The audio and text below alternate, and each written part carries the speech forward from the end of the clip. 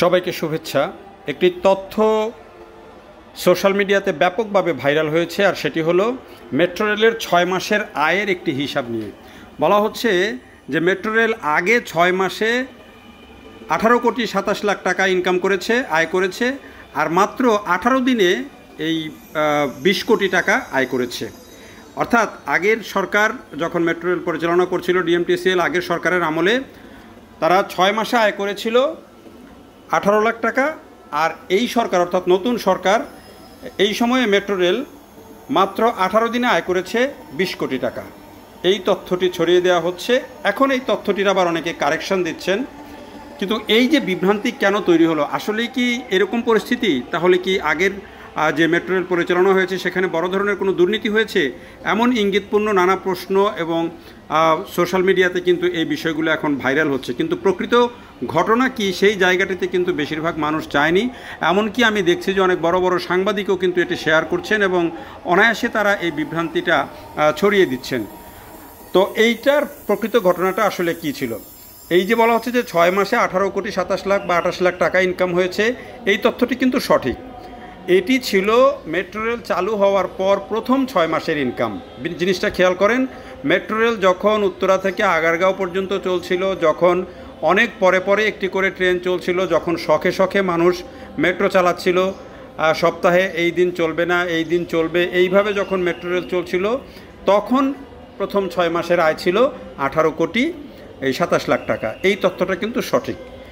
এরপরে যখন metro rail Motijheel পর্যন্ত চালু হলো 2023 সালের 4 নভেম্বর, তার পরের বছর অর্থাৎ নভেম্বর, ডিসেম্বর, জানুয়ারি থেকে এসে 2024-এর শুরু থেকে এসেই কিন্তু এটি প্রতিদিন আয় করেছে 1.5 কোটি টাকা। গড়ে প্রতিদিন আয় করেছে 1.5 কোটি টাকা। এটি আপনারা গুগলে গিয়ে সার্চ করে দেখতে পারেন, ডিএমটিসিএলের ওয়েবসাইটে বা ডিএমটিসিএলের কারোর সাথে তথ্য বিনিময় করে দেখতে পারেন।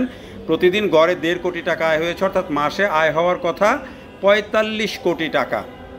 সেই হিসাবে যদি আমি ধরি এই যে 18 দিনে 20 কোটি টাকা ইনকাম হওয়ার কথা বলা হচ্ছে, এই পরে নতুন সরকারের আমলে চালু হওয়ার পর থেকে, অন্তর্বর্তী সরকারের আমলে চালু হওয়ার পর থেকে, তাতে কিন্তু 18 দিনে 27 কোটি টাকা ইনকাম হওয়ার কথা, কিন্তু সেটি ইনকাম হয়েছে কিন্তু 20 কোটি টাকা। তার মানে 7 কোটি টাকা কম আয় হয়েছে। তো এটিরও তো একটি কারণ আছে। কারণ এখন এই 7 কোটি টাকা আয় কম হওয়ার কারণ হচ্ছে যে কাজীপাড়া স্টেশনটি মাত্র 2 দিন আগে চালু হয়েছে, মিরপুর 10 এখনও চালুই হয় নাই। অর্থাৎ মিরপুর 10 এবং কাজীপাড়া দুটি স্টেশন বন্ধ ছিল এবং একটা বড় যাত্রী শেয়ার কিন্তু কম ছিল।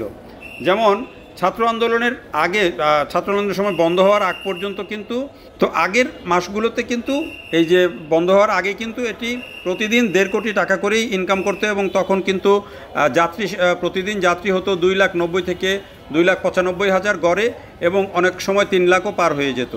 তো যখন এই যে বন্ধের পরে যখন আবার চালু হলো, তখন যেহেতু কাজীপাড়া এবং মিরপুর 10 বন্ধ, তখন যাত্রী কিছুটা কমে গেছে।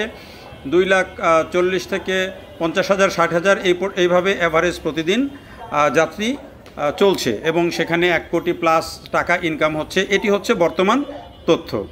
ফলে এই যে আগের 6 মাসে মেট্রো রেল 18 কোটি টাকা আয় করেছে, আর এখন মাত্র 18 দিনে 20 কোটি টাকা আয় করেছে, এই জায়গাতে একটা বিরাট বিভ্রান্তি তৈরি করা হয়েছে।